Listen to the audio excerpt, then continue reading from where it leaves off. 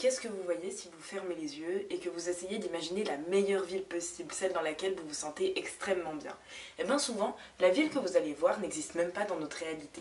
Je m'appelle Solène Delalleuil et je suis en dernière année au Collège Saint-Michel de Fribourg. Dans la trilogie du Magicien Noir de l'auteure contemporaine australienne Trudy Canavan se trouve une ville appelée Imardine qui sert de décor principal au personnage.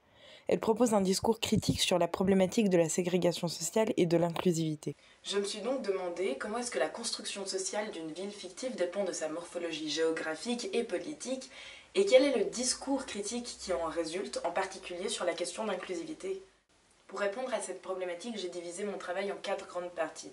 Tout d'abord, je me suis demandé pourquoi est-ce que le genre de la fantaisie apportait toujours une critique de la société. J'ai ensuite analysé la représentation physique d'Imardine et la séparation des pouvoirs au sein des différentes parties de la ville. Concernant les politiques sociales, je me suis interrogée sur la non-discrimination, sur l'accessibilité à la santé et à l'éducation, sur la protection et sur l'appartenance.